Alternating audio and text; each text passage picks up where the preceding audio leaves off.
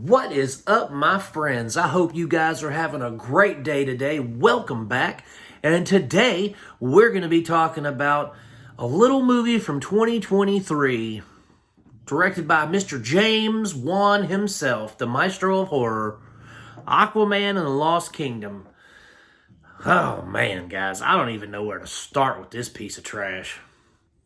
Okay, first off, let me get the good out of the way.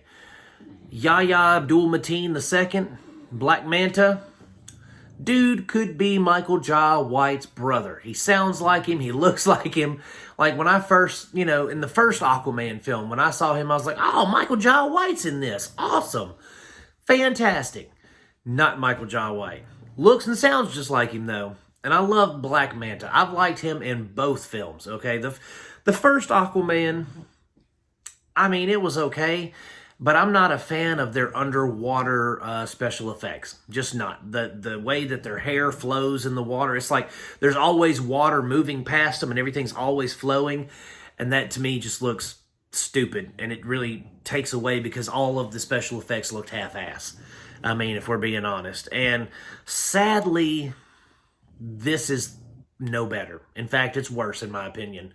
The first one I could stomach because it was the first Aquaman, probably the first outing for the superhero altogether, pretty much, unless you count TV shows and stuff. But this was his movie, or it was his movie. The first one was his movie. It was cool. I liked it. I liked Black Manta. I thought he was the most comic book accurate villain I've ever seen in a film, except for maybe Zod. But I like Black Manta. He's my favorite part of these movies.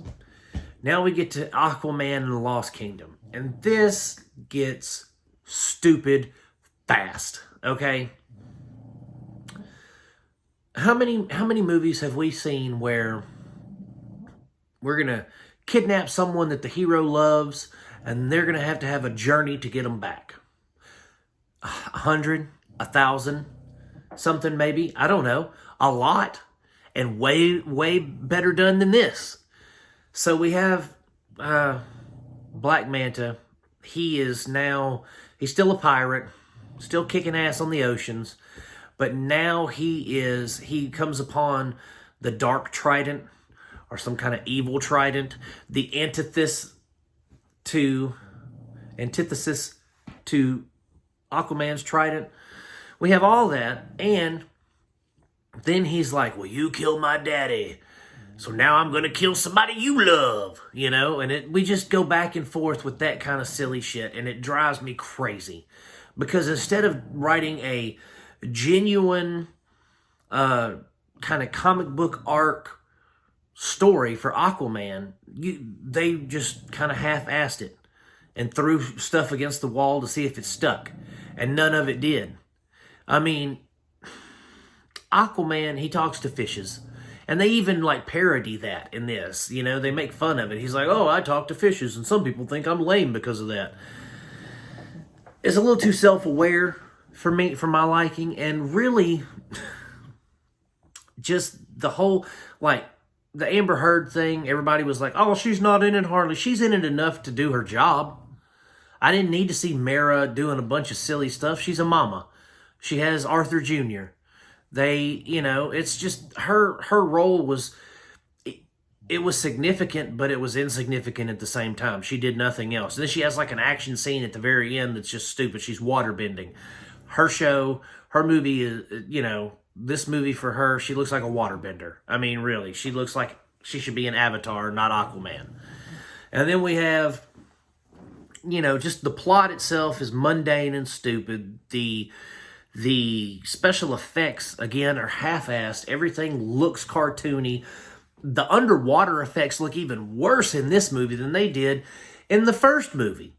The first movie, I was like, man, I don't like the underwater parts. But then I get into this, and this movie takes place 90% underwater. So I'm watching it, and I'm just, their hair, the way that the water moves, I've seen people with long hair and stuff underwater before, and their hair's not waving and doing all this the whole time. Normally it's just kind of out. Unless they move, it doesn't move. You know what I mean? So I don't know. Just their special effects killed me. And then the story about how there's an evil spirit thing that's possessed the trident, and now it's going to possess whoever holds it. Oh, and then let's rescue Orm and have him, help us destroy the bad guy. It's just everything was so half-assed, and I expected more from James Wan. James Wan, he's one of the best horror movie directors of my generation, our generation, guys. He is a phenomenal horror movie director.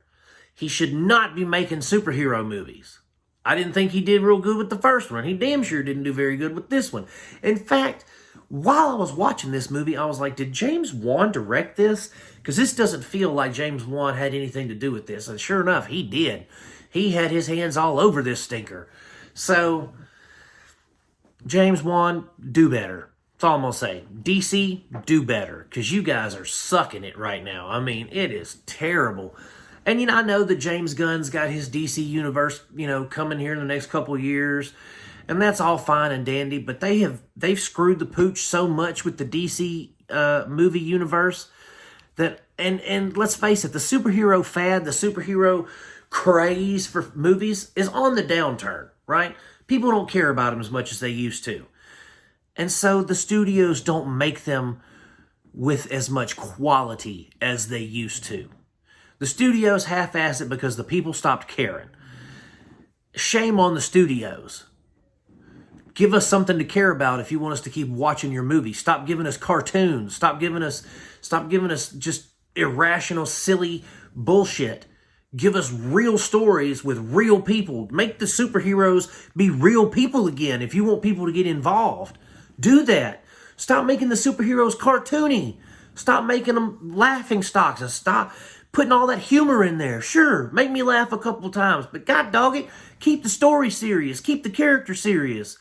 This movie was just a giant clusterfuck. That's all it was, and it shouldn't have even been made.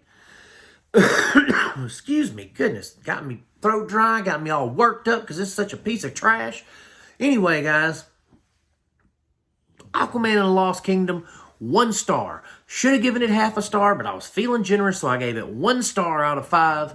You can check it out on Max. It's streaming right now. I don't recommend it. In fact, I'm going to tell you, stay away from it. It's one of those superhero movies you don't need to see. Okay? I mean, it's the dying gasp of a dying superhero universe. It's like you can tell. Nobody gave a shit about making this movie. No one, because they knew it was the last one in a certain series. They knew they weren't going to make any more, so they didn't care. Shame on them. Shame on them. I'm going to keep making them, guys. As long as you keep watching them. God bless. Peace out.